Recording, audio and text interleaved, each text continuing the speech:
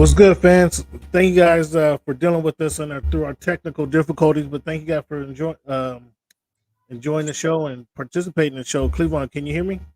I got you just fine, Cam. All right, man. What's the weather like up there in the Northwest? Man, I see you got your hoodie on. It's looking a little questionable then, huh? It's been a typical Seattle weather the last couple of days, cloudy and rainy. But today we got a little bit of a sun break, dealing with about a 65 or so. Oh man, that makes it tough to end the summer. You guys are kind of weaseling through the summer, then, huh? Yeah, summer on a strong note. I'm sorry to hear that. Yeah, I don't really quite know what to anticipate. Hence the hoodie. It is certainly a hoodie kind of a day. Well, it's a cool. It's not a cool nothing. It's a enjoyable 85 down here in the flatlands of Bama. So it's not so bad. Fans, want to thank you again for sticking with the show. This will be our last week of the Sunday special. We appreciate all those of you guys who have tuned in. It's the last week because next week it's going to be our fantasy football draft. So it's no content. You're just going to see how a champion like myself goes through the fantasy football draft process and selects all his key contributors throughout the season. So you get a good view of that, and then obviously the following week will be NFL season. So we made it through. We made it through the dog days of summer, the long spring days, anticipatory spring days. Because now, fans, is back to our full live show, our full length show that we do Wednesday nights. It'll be heavily NFL rated until the NBA season comes back. Hopefully, our Google Sheet will be repaired this year, and so we'll be able to show you guys our picks throughout the season. Maybe we might even have a pick segment for you guys. Who knows? But fans, this week for the Sunday special, our final Sunday special, we want to talk about the NFL preseason, how that's wrapped up. We want to talk about the Tyreek Hill versus that other sprinter guy, the competition that we may or may not see. And we got to talk about Major League Baseball, Cleveland. Fans, I think I got my guy cornered. I got my guy cornered because the best player that this generation has seen is down there in Southern California. Well, he never left Southern California. He went from red to blue. And now he's the boys in blue uniform.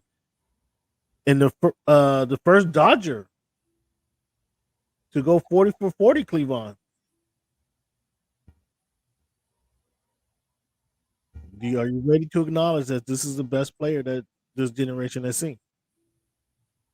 Well, Cam, his play speaks for itself. 40-40. Oh, I know it does.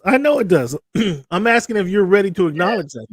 If he was able to go 50-50, that would certainly be something that would put him in elite exclusive company. But yeah, he's a great player. Mm-hmm. No, I didn't. The great player, you're minimizing his greatness. We already known he's a great player, and now you try to move the goalposts and say if he's able to go 50 for 50, that will solidify him. He's already solidified as a great player. You have personally seen nobody throw as many strikeouts as he has and hit as many home runs as he has. You have not seen that, Cleveland. So now that he's gone 40 for 40, which was an exclusive statistic, 40 years ago when Jose Canseco did it. There's only been very few players to accomplish this, but it was exclusive when Jose did it. Now, what we're looking 35, 40 years later, when Shohei does it, I mean, are you ready to acknowledge his greatness?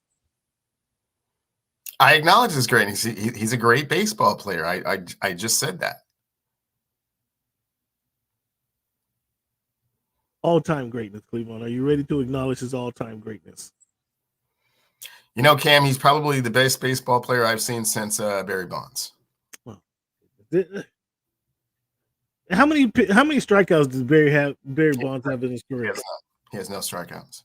So that right there eliminates Barry Bonds from competition of being in his stratosphere, doesn't it? No. If you can tell No. me how many seasons Shohei has hit at 73 home runs, or how many Gold Gloves he has. Gold Gloves are coming. Okay, well, in unless he puts unless he starts using the flaxseed oil, he 73 home runs is a lot. But there you have to admit, Cleveland, there was some assistance. Like in track and field, they say the wind aided jump or the wind aided time. Barry Bonds has some flaxseed oil aided home runs. Would you admit that? as far as I know, Gary Bonds never failed a drug test, but I didn't say drug test. I said flaxseed oil. I mean, I wasn't there, Cam. I don't know. Oh, you don't want to comment on that. You wasn't there. You don't know the particulars. Okay, I got you. But you have seen Shohei. You are familiar with Shohei's work, and you are familiar with that, and you are aware that you personally have not seen any baseball player have the amount of strikeouts that he has and the amount of home runs combined. You were correct? Correct. So doesn't that solidify his greatness? Doesn't that set him apart from your guy Barry Bonds? No, it doesn't set him apart. It's a different skill set, and quite honestly, a very unique skill set that no one really has been able to pull off to this point. Babe Ruth was the last player to do it. So yeah, that's significant, and that makes him a great player. Shohei, I got your back. We'll see. This guy dancing all over the place, Shohei. We'll see what happens when he goes 50 for 50, and then how he moves the goalposts in at that point. We'll see. Cleveland, we talked about it on Wednesday night. Should there be some change in the front office for the Seattle Mariners? I think maybe the GM should be the one that been fired. But we got Scott Servais being fired in via Twitter, and then he didn't even get a call from the manager, or a call to the office. He gets to see that he was fired across the ticker watching ESPN. Well, what's your story and what's your thoughts on this situation? And should the GM be next in line? Yeah, Cam, it's a dumpster fire over here in Mariner land. It's always. We already knew that, Cleveland. We've been saying this all year, or I've been saying this all year. But go ahead. Okay, yeah, it's extremely unprofessional to make a move like that for someone that's been the manager, 8-9 years here. Certainly deserved more respect than that than to find out via social media that you're no longer the manager of the Seattle Mariners. Sounds very cowardly to not have that conversation face to face. And yes, Jerry Dipoto is next. The Mariners, I don't believe, are going to make the playoffs. So the way this team is currently constructed, they can't hit it all. Elite pitching, but you have to be able to hit a little bit. And the way this team was constructed, and I know there have been some budgetary limitations, if you will, but still and yet, someone has to take the blame for this. And trying to make Scott Servais the scapegoat, I don't think that's fair. But with a team underachieves and underperforms to this extent, something has to happen, and that's typically the first move. The second one will be really removing Jerry Dipoto of his responsibilities as well. Well, Dipoto claims that he could say, "I wouldn't got you Turner, and I wouldn't made instead of being sellers at the trade deadline, they were buyers, and they would have made a couple moves." You don't like the moves that Dipoto made? I mean, I think he probably did the best he could given the set of circumstances. There weren't really a whole lot of sellers out there, so I mean, he got what he could get. But when you look around the lineup, up from 1 to 9, there's really only, in my opinion, 2 players that should, 2.5 players that should say, okay, we're solid there. We're solid in center field with Julio. We're solid with Cal Raleigh behind the plate, and we're pretty okay with Victor Robles in right field. For my opinion, everyone else can go. every one of this, that's 6 players. That's half your lineup. That's 2/3 of the lineup. Yeah, the rest of those guys can be replaced. I mean, JP Crawford is hurt right now, so maybe, give him a pass. I don't know. He wasn't really hitting that great before that. Third baseman was pretty decent up through the end of May and has fallen off a cliff since then. Our second baseman, Polanco, is very hit or miss. He's a switch hitter, but he's hitting 220 or something like that.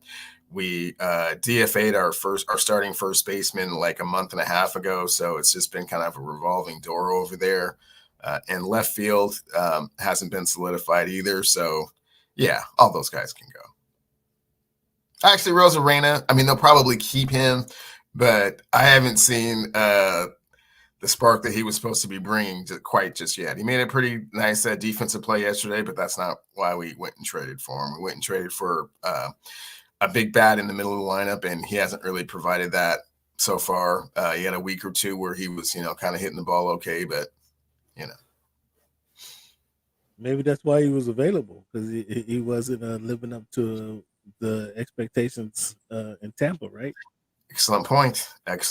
But we were, beggars at that point. So, just crossing our fingers and hoping to get a little bit of glimpse of, kind of the Rosarena of years past. And so far, not quite so much. And you're saying, I know prop fans, we don't typically do this, and we don't speak about the Mariners unless we made that agreement that we don't speak about them unless they're 500. But making this move, and we talked about the need for change just Wednesday. Thursday they went ahead and made the move. You don't think that they can? Right now they're 500 exactly, 65 and 65. They're 2-8 in their last 10. They're outside of the Angels, Cleveland. They're the worst team in the division. White Sox have a 2-8 record. In the American League, they're tied with the Angels and the White Sox for the worst record in the last 10 games. That says a lot right there. That says a lot, because they were at one point they were leading the league or leading the division by 10 games. It's very true. And now they're tied with the Angels, the California Angels of Anaheim, minus Mike Trout and the aforementioned the greatest player ever played the game of baseball, and Shohei Ohtani, and the White Sox, who were on a 20-game losing streak, right? That did happen. I mean, come on. They have the worst. They're tied with those guys for the worst record in the American League. How bad is it in the National League? I don't know. Is there a worse team? The Miami Marlins went 2-8. So the Miami Marlins lost 83 games so far this year. So they're tied with the Miami Marlins, the White Sox, who's lost 99 games this year, the Angels.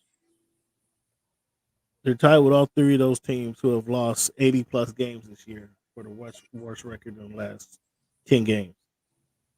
I mean, yeah, how does Dipoto keep his job?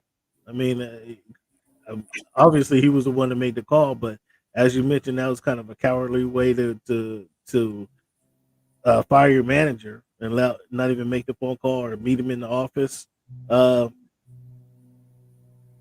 Yeah, I don't know how Dipoto keeps his job. And I mean, is the next home game going to be filled up? Is a lot of people going to T-Mobile Stadium with their to get some clam chowder and get their fried crickets?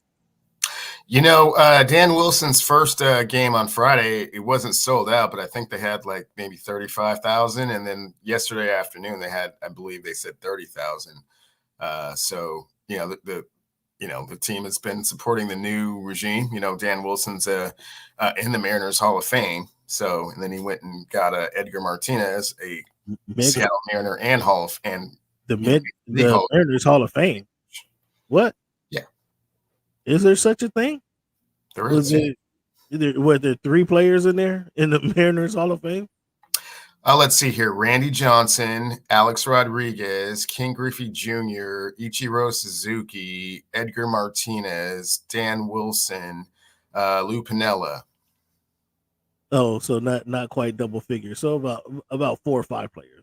I'm sure I'm missing a few, but I mean, I just wanted to throw those Hall of Famers out there for you, so you kind of step back a little bit. Yeah, there is a Seattle Mariner Hall of Fame, and he's in it. Hey, you gonna think I'm all serious fans? I've never heard of Dan Wilson. The only Dan Wilson I know was the 6'10" quarterback for the Seattle Seahawks. That was Dan McGuire. That was Mark McGuire's brother. That's not Dan. Who is Dan Wilson? What did he do? I ain't heard of this dude. He's the best catcher in the history of the franchise. Oh, he was a catcher. Again, I ain't heard of it. So he went and got Edgar Martinez as a hitting coach? Yes. So how impactful will this be, Mr. Mariner over there? How impactful will bringing Edgar Martinez? I mean, if you can hit, you can hit, right? I mean, can you really teach it? It's not quite that simple. There's 2 things going on here. One, I think it's too late to expect any drastic change. The sample size just isn't enough there.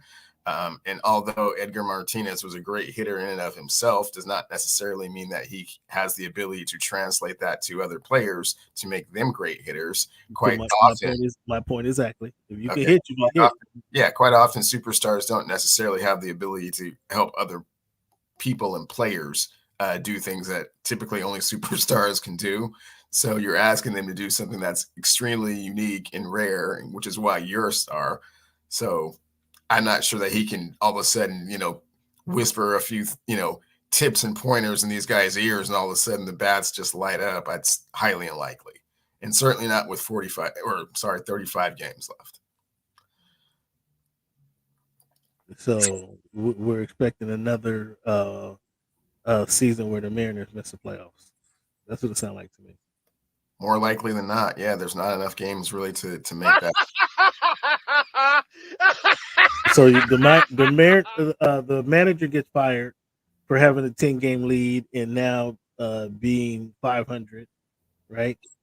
And we talked about who they're tied with, who their last 10 games is tied with the likes of the Miami Marlins, the Chicago White Sox, the California Angels of Anaheim, minus Mike Trout and minus the greatest baseball player we've all seen play.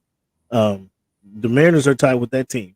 So to have a 10-game lead at one point in the season, and then not make the playoffs, the manager got to go. I mean, or not the manager, the GM got to go. Who put this team together? Who put this team together? And I don't see there any reason why the manager should stay Cleveland, especially the way he decided to fire, to make the change and not contact the current manager. Allow him to, I guess his agent or his wife told him. I don't know who told him, but it was a pretty sad state of affairs, Cleveland. With that being said, Cleveland, I mean, we've all been fired before. Everybody's been fired.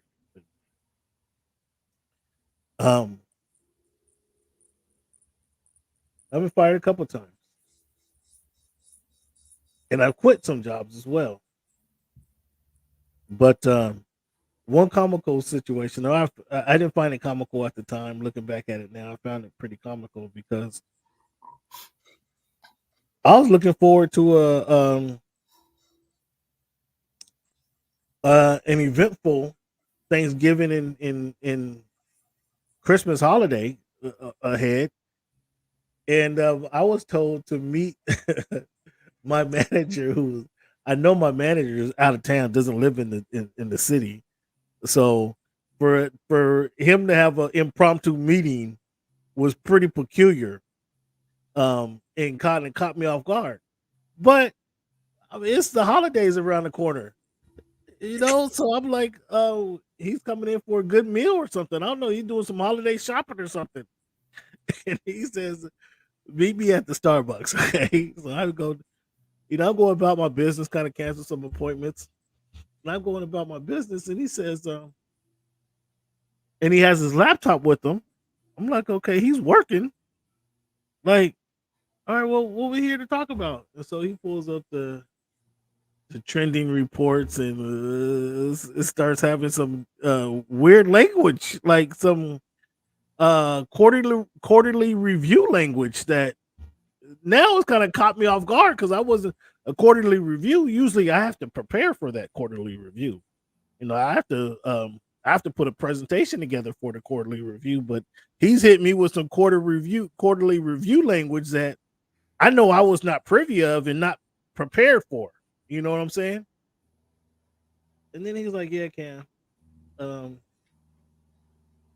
then he hit me with the line, you've been on this side of the table before where you had to make this call and you know how uncomfortable it is. I'm like, what? Wait, yeah, what are you talking about? Like, Still not registered. Still not registered. like, wait, hold on. Yeah, I've done a lot of things with this company. So what are you referring to, boss? And then he says, yeah, we're gonna have to move. I mean, and I'm like,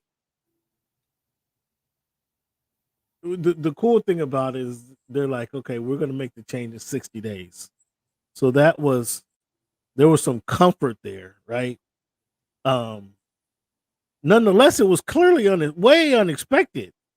And so he says, I said, okay, well, I got commitments and commitments that I made over the, certainly for the next month, for the next couple of weeks.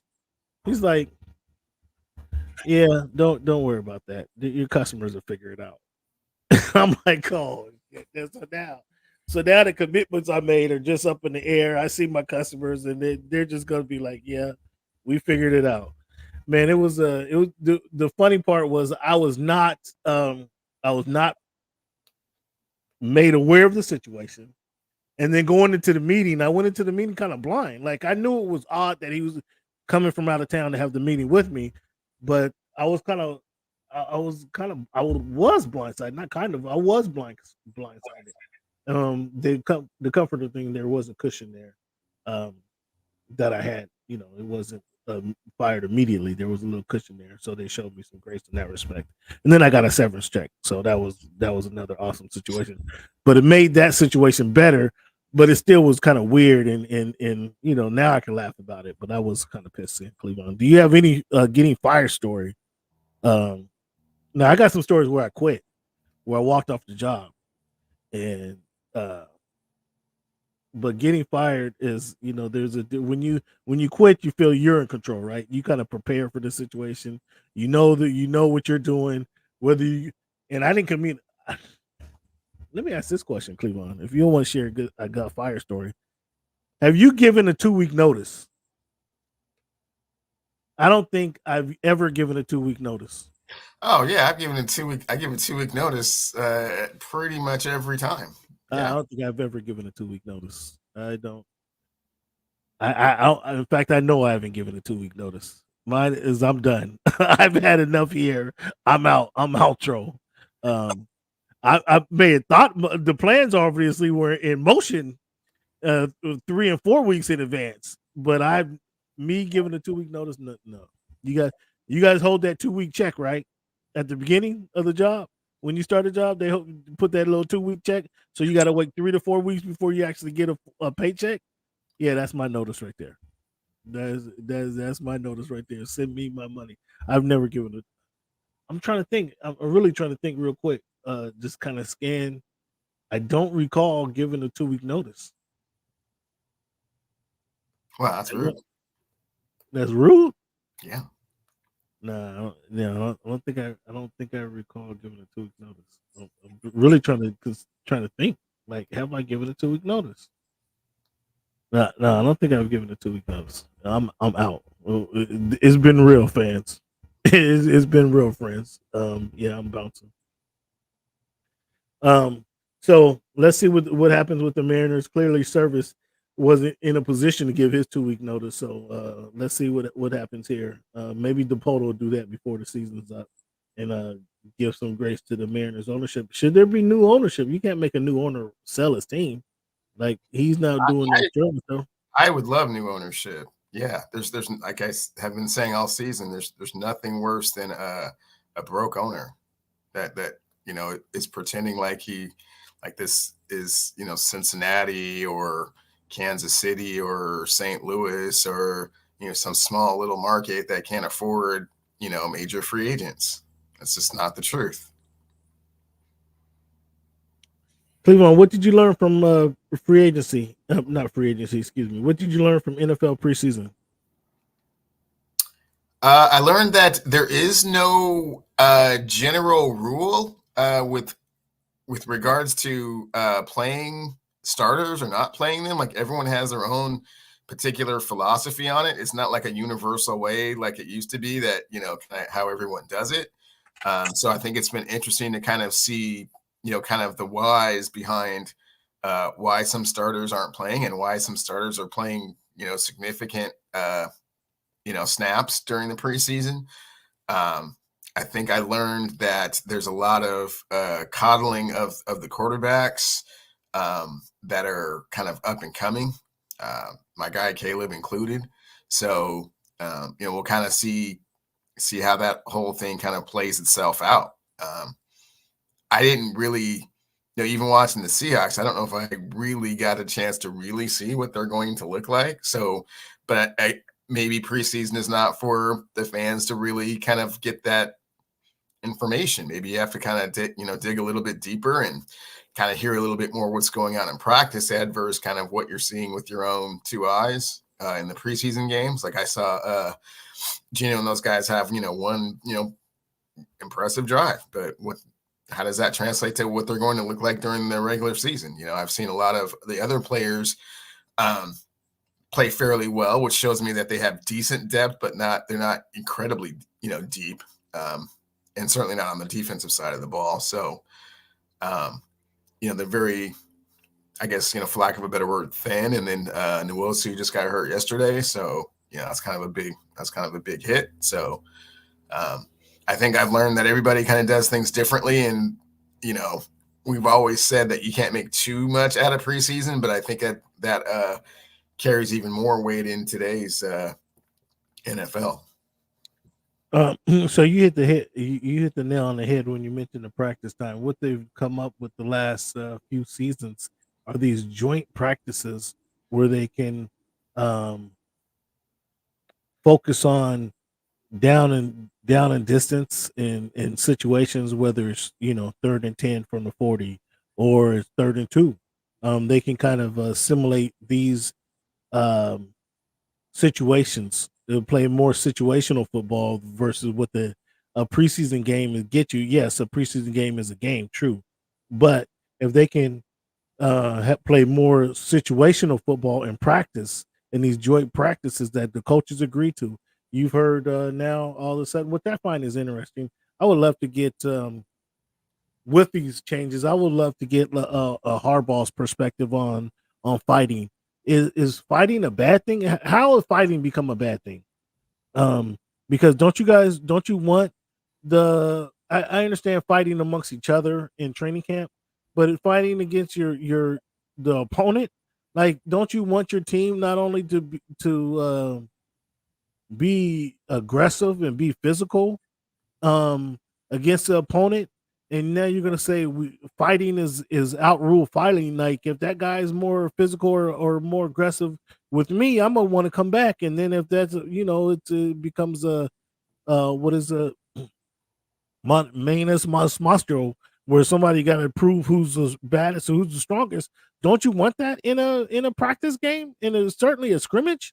Like, I would think that I would want my defensive linemen to show their authority over the opponent's offensive lineman.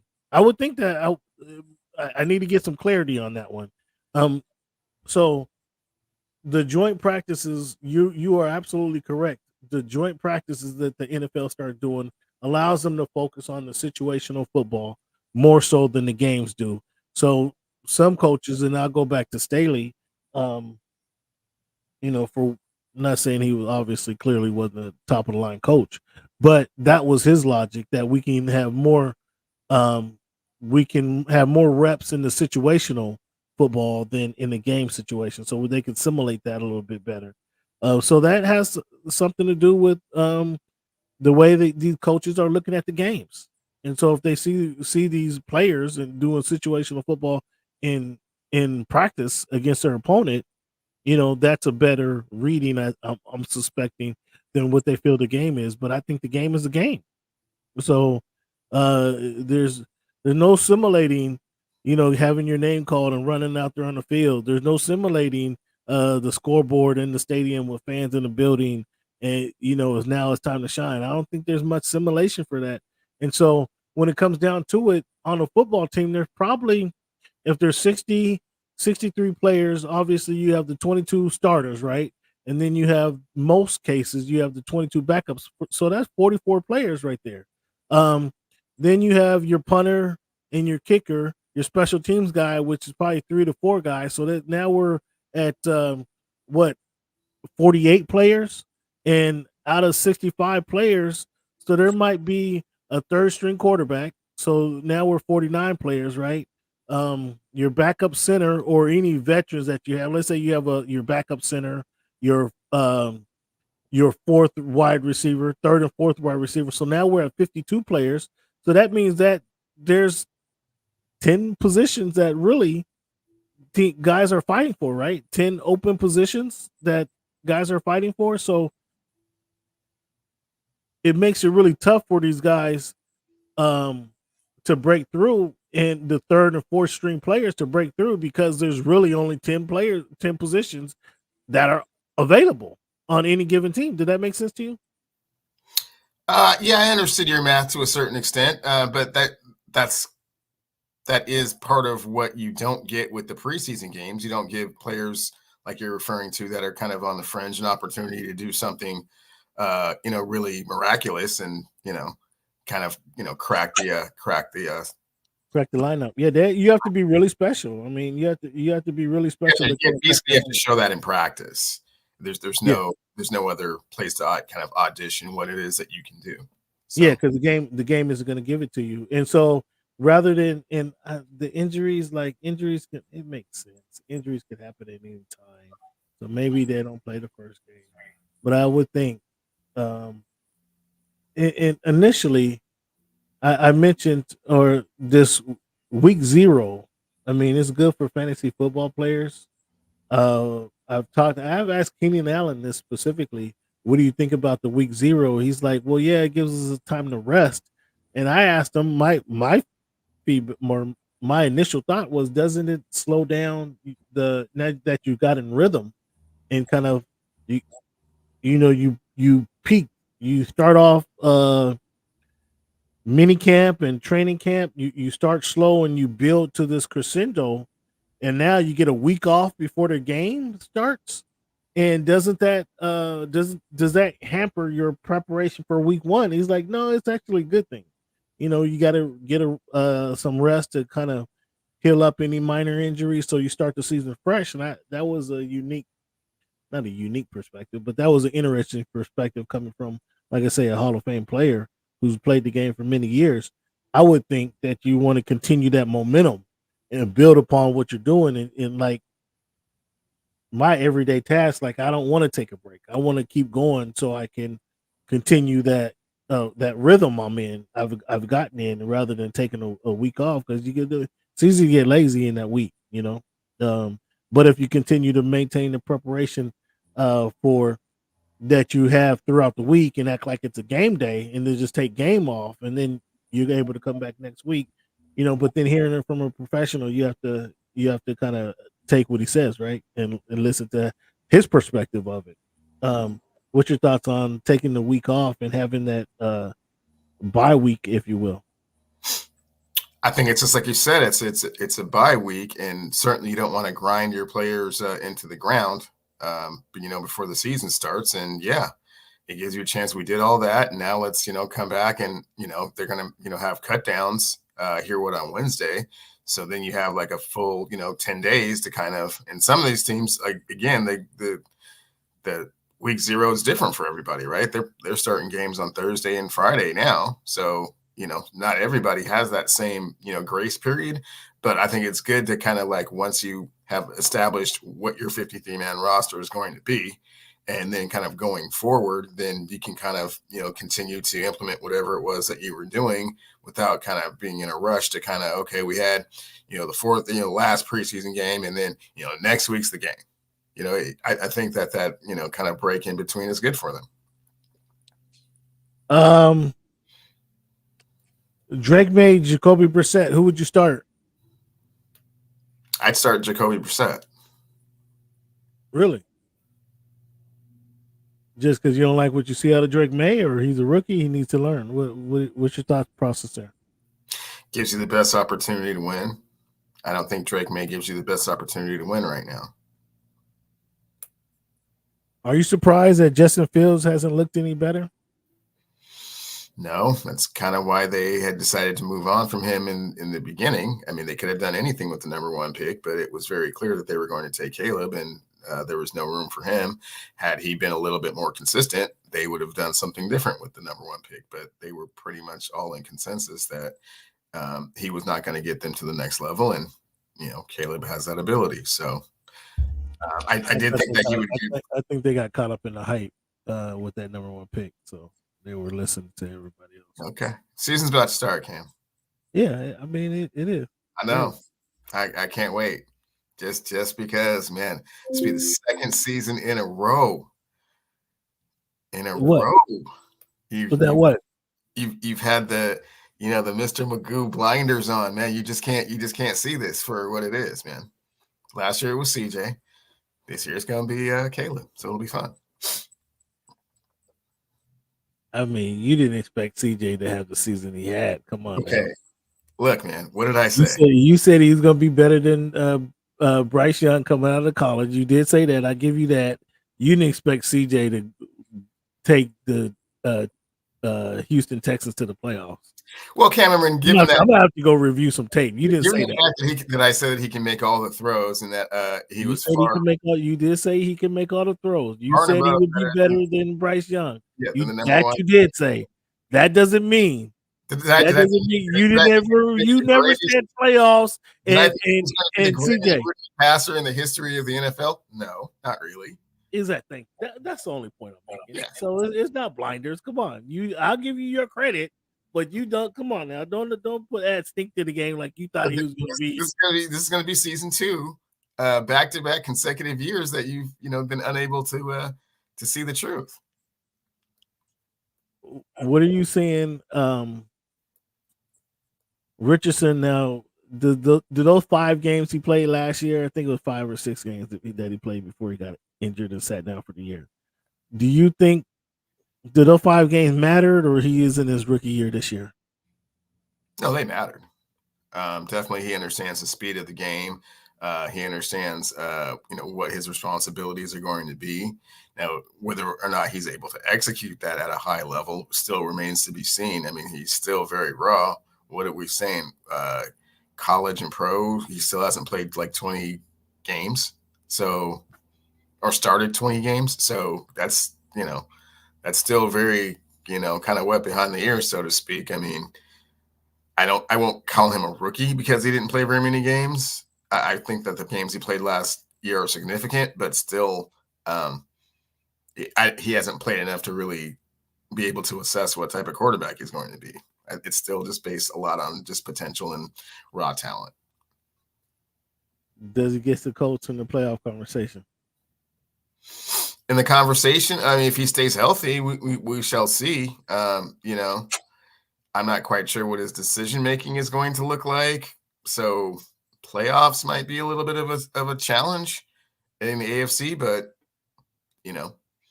they're in the worst conference, worst division in the AFC. Like he's playing Tennessee and your guy CJ and Jacksonville. In Jacksonville, so I mean,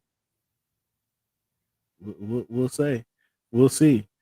I know my guy Brock Purdy. He's keeping everything under the wraps. He's waiting till the season to unveil his improvements because we haven't seen it there. Cleveland, Tyreek Hill challenges Noah Lyles to a 50-meter race. Do we see that race? Oh, it's 50 now. It's not 100, it's 50. Yeah, it's 50. It's 50. Do we see that? Probably won't see that. No. Noah Lyles don't want none. I don't think Tyreek really is all that up for that. And when would they do it? After the season? I mean, that'd be after the season. Wait a year, maybe one of those new track competitions that they have coming up. Michael Johnson's putting together.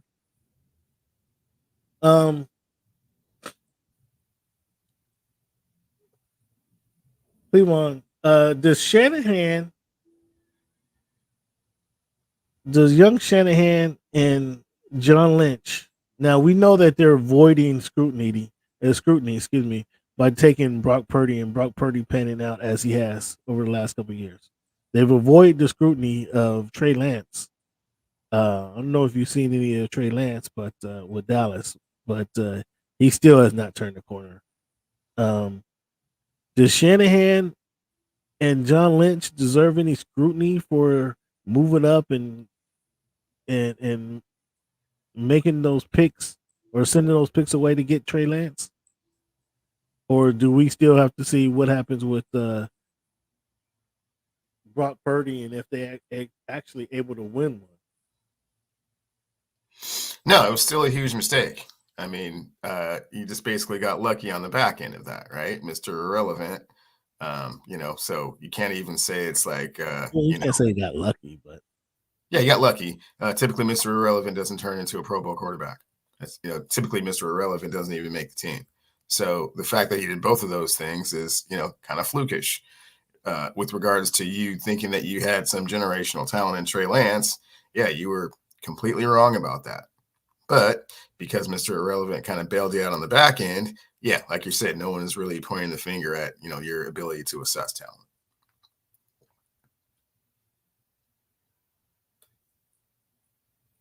So do you think they deserve scrutiny, or is this a wait and see? Yeah, no, they deserve scrutiny for doing that. How many picks did they give up for somebody that's not going to be an NFL quarterback? I mean, they gave Miami 3 picks. Okay, well, there you have it. And he doesn't look like he's going to be an NFL quarterback the way he looked. I don't know if you saw any of his play with the Cowboys. Doesn't look like he's competing for that position anytime soon. So for even the number 2 spot, yeah. So if if you're not competing for the 2 spot, then what are we talking about here? So Cleveland, we had yesterday was 8/24. Mamba Day, Cleveland. What is your best? What is your best memory of Kobe Bryant?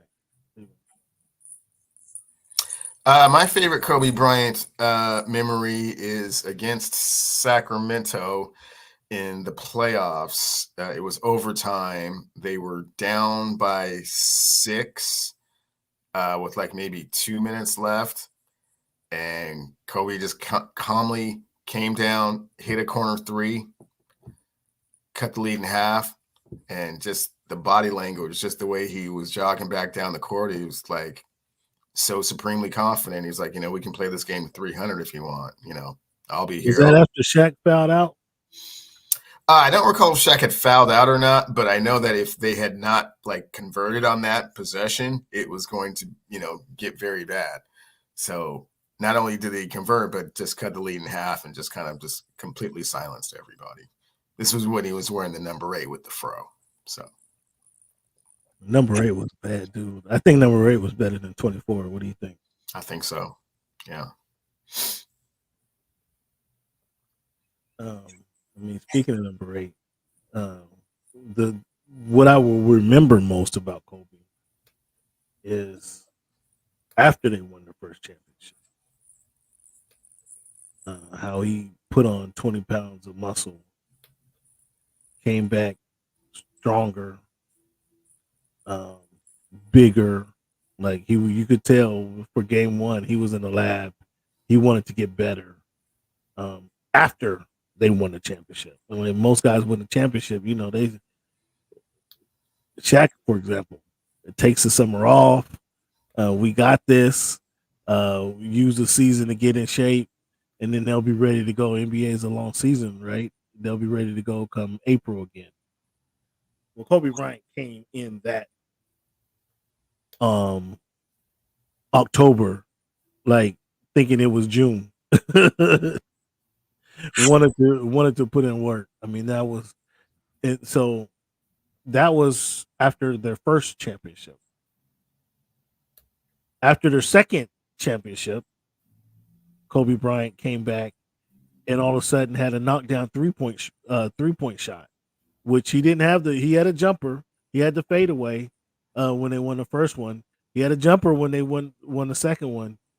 That third year, or after they won the third, or excuse me, after they won championship 2, he came back with a knockdown 3-pointer, which now he's a 3-point.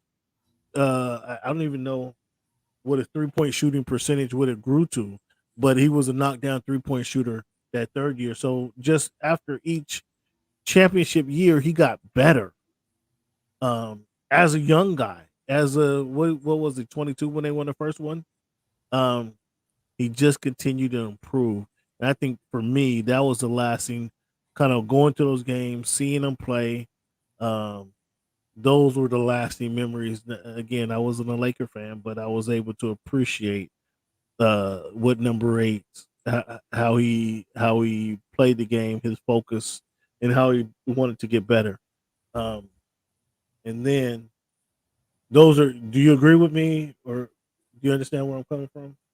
No, those are great things. Great examples of a tremendous work ethic and a desire to be, the greatest basketball player that's ever played.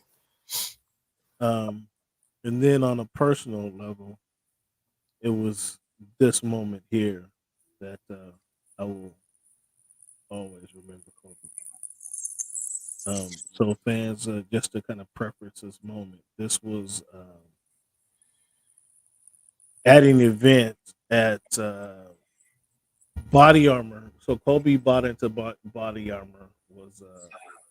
He wasn't the senior. What do they call it? He wasn't a minority owner. He was he had bought into it. It was part of him. Once you put Kobe Bryant on it, right? Like he becomes the most known figure uh in the company, in the stakeholder, most well known stakeholder. So they had this event at the soccer stadium. Kobe Body Armor became the licensed drink for the MLS, the uh, uh, Major League Soccer, which is more like minor league soccer. But were you familiar with that? That Body Armor became the licensed drink for MLS. Were you familiar with that? I didn't know that they had an official drink of the MLS, but that's interesting to know. I don't know that it still is, but at the time they were announcing that, again, this is a drink that Kobe Bryant was a part of. That this was becoming they were announcing it on this day. And so on this day they had this was at a soccer stadium, obviously. They had a bunch of kids out there. Kobe Bryant was supposed to run some drills with some kids, and he was a big soccer fan, et cetera, et cetera. So they had it set up to where he would be on the field, kind of running drills. It turns out that didn't happen. It probably was maybe 60 media members there, and it was too big to do one scrum, obviously. So what they said, they'll break it down into 3 different little groups. So 15 or 20 of us in each group, and then Kobe would come down the line and talk to us all. And I'll play this first before I tell you the second part of the story. But this is my interaction with Kobe Bryant. Can you guys see this? You guys can see this here.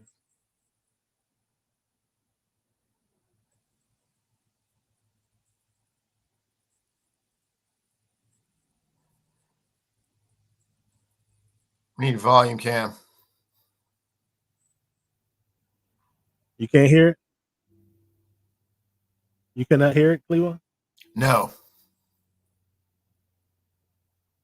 I don't know. Is it too low or you just can't hear it altogether? Can't hear it at all. Oh, man.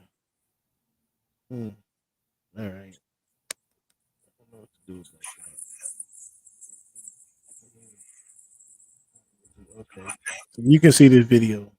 You can see this video on here it is. You can actually see what it is. What's your fans on YouTube? Type in Kobe Bryant talks about an athlete's mental makeup and his personal development.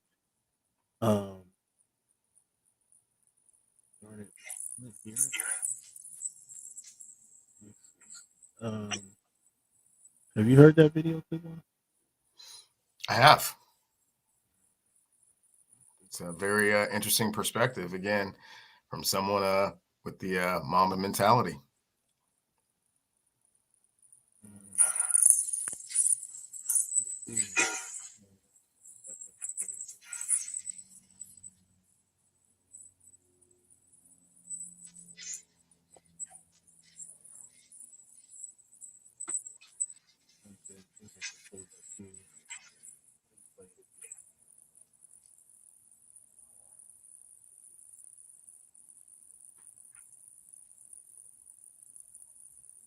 Hey Kobe, you talked about you.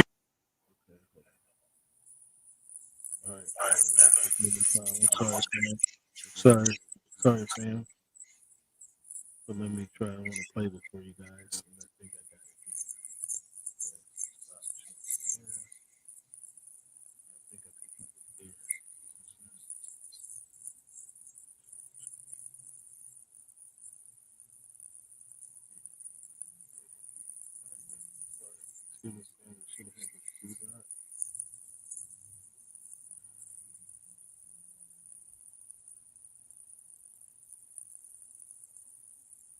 All right. Can you see this? Let me know if you can hear this. If you hear this now or not.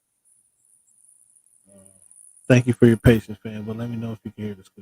The importance of hydrating. Can you hear that? Yes. Okay, athletes, and could you talk about what it means to the Hey Kobe, you talked about the importance of hydrating athletes, and could you talk about what it means to the mind, to focus on the mind and getting them mentally tough, mentally prepared for their journey to become professional athletes? Well, it happens in increments. I think that's something that I think a lot of coaches at the youth level or parents at the youth level miss because they believe that through yelling and intimidation is how they make kids tougher. That's not the case. You make kids tougher by teaching them the game and understanding that repetitive behavior to the point where it becomes second nature to you. That's where mental toughness comes from because you rely on your training. So with any athlete in any sport, can you give a message to the kids to kind of persevere through the false teachings they may be giving? Patience. Okay. Patience. Just do the work. And the more you do these things over a period of time, the better you'll become at them. And there's no amount of yelling or screaming that's going to make up for that. Thanks,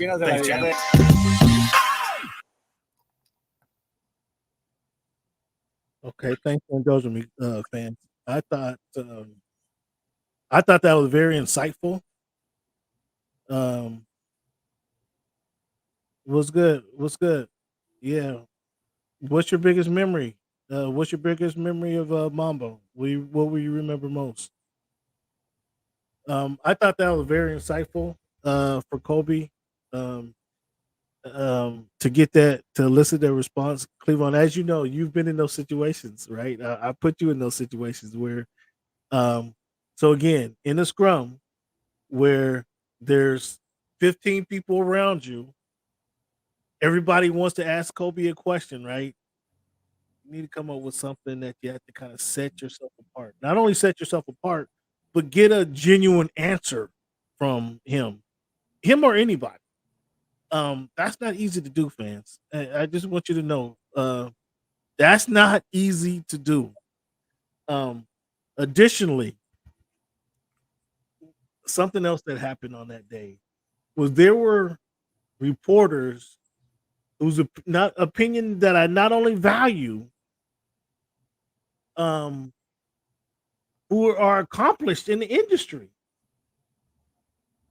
that can't do that. That they can't do that. It's they couldn't do it that day.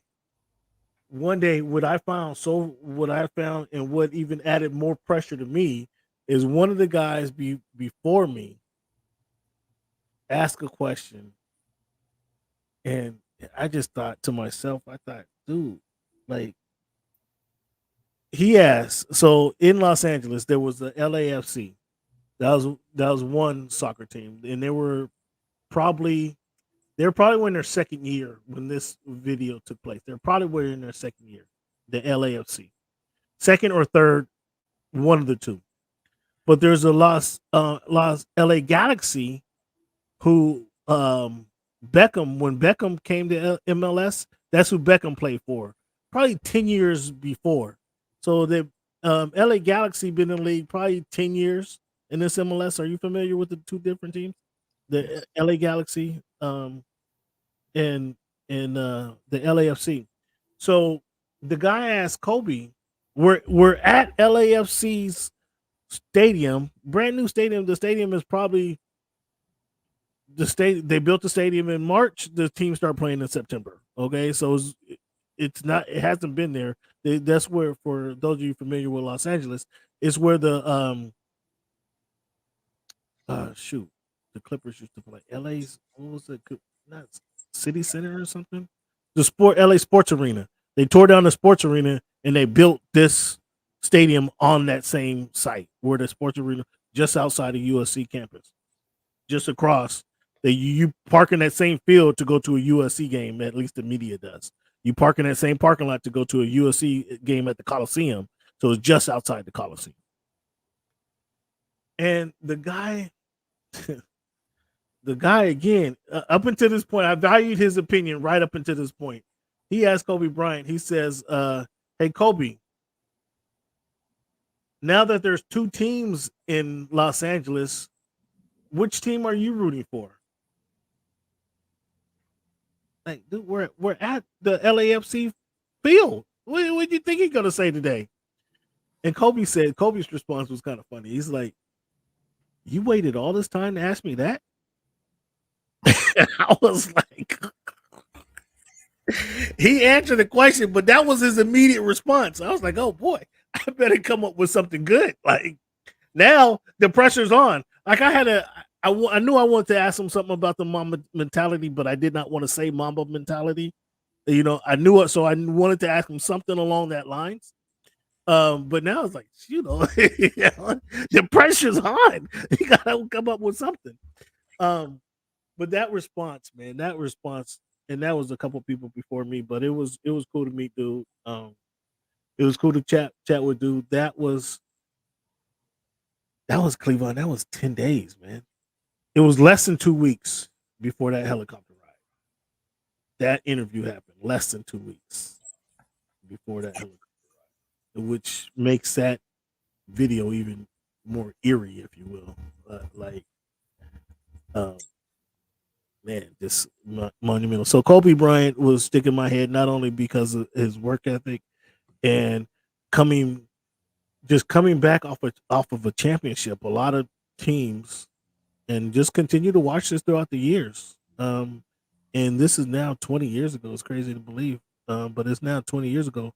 Watch how teams come back after winning a championship. A lot of them, they have their chest poked out and they feel more confident. But Kobe Bryant went to the lab. He went into the lab, and he got better.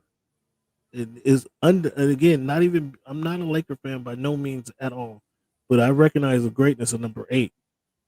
He went to the lab. He got better, and then he did it again. He added muscle.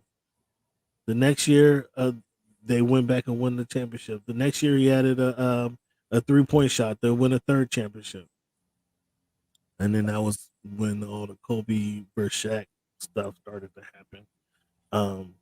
And then 2006, he just started whining and crying all off season about, oh, they need to put people around me. Well, Kobe Bryant, you had the most dominant dude ever on your team. You supposed to figure out.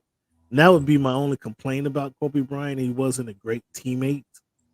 I think he could have been a better teammate. His philosophy was follow me and I'll take you there, but he wasn't trying to make anybody better. I mean, you heard the story of Smush Parker said Kobe Bryant didn't talk to him, and Kobe tells him, "Well, you're not on my level. You can't talk to me until you get a championship." Well, dude, you're the one who's supposed to help get him a championship. You know, Smush Parker is not leading the Lakers to a championship.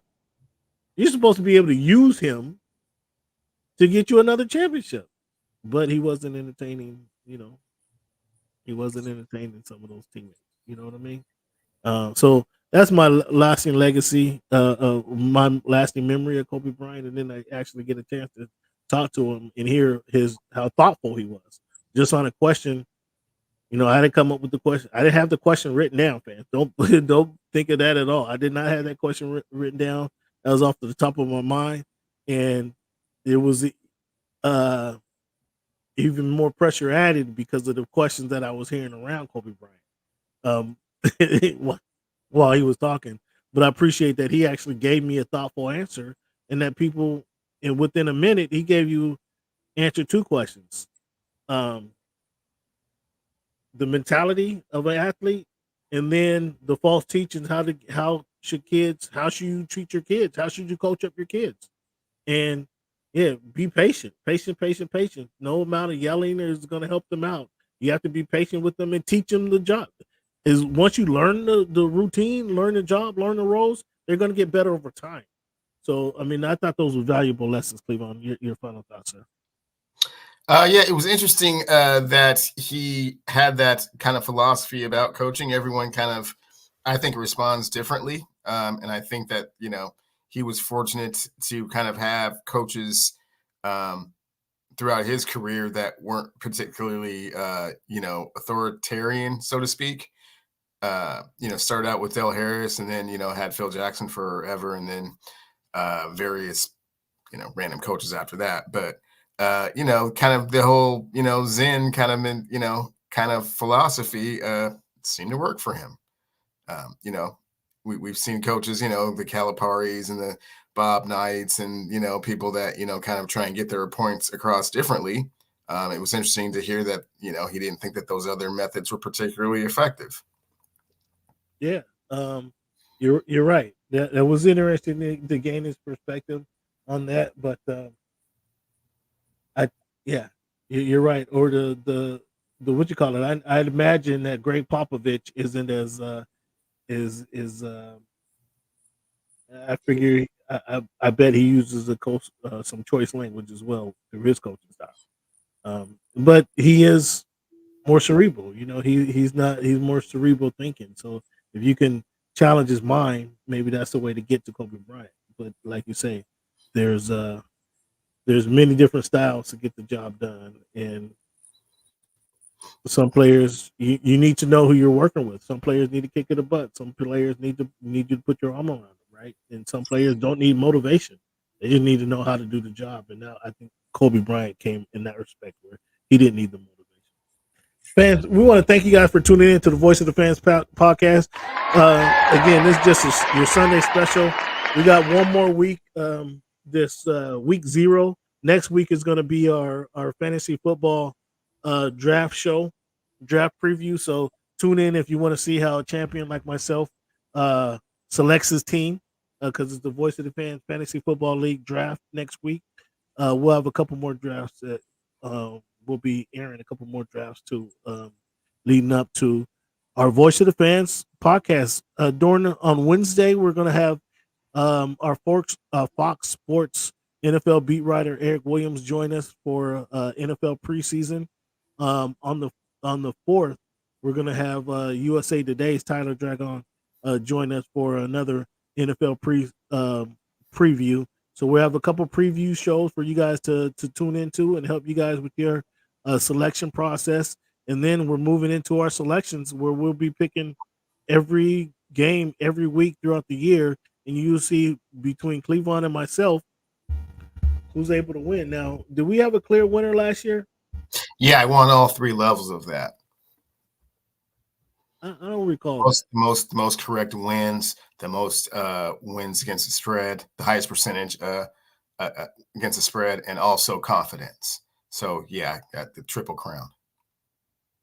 I'm gonna have to review our stat sheet on that Yeah, one. it's right there. I'm not sure if all 3 categories, Cleveland. Actually, I would suggest that you didn't, and just start fresh in 2024, so you don't have that on your mind. All 3 levels. Fans, stick with us throughout the season. You'll be able to we'll help you with your pick segments, and then we'll also help you with your confidence picks and fantasy football ideas and suggestions throughout the season. So thank you guys for tuning in to the Voice of the Fans podcast. Give yourselves a round of applause for sticking with us this long. Give Cleveland a round of applause for I don't trust that he won all 3 categories, but I'm gonna have to go double check that. But give Cleveland a round of applause for being with us this morning. Please send all comments, feedbacks, concerns, complaints to @_Voice of the Fans on Twitter. That's @_Voice of the Fans on Twitter. And make sure you tell a friend about about our podcast. Again, we only have one more week of the Sunday special because we won't do it during the season. Obviously, this is what games playing right now in a couple of weeks. But we have our showcase show every Wednesday night, 7 p.m.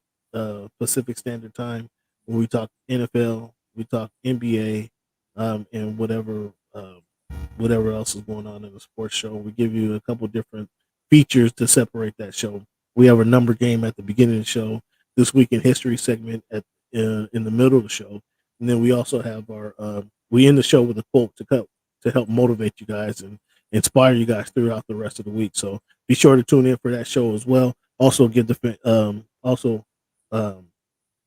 let your friends and family know about the podcast. Cleveland, where can they find you? At Clevie Wonder on TikTok and Twitter, and Cleveland's still on Instagram. There you go, fans. Want to thank you, fans, for making our voice your choice. Enjoy your Sunday.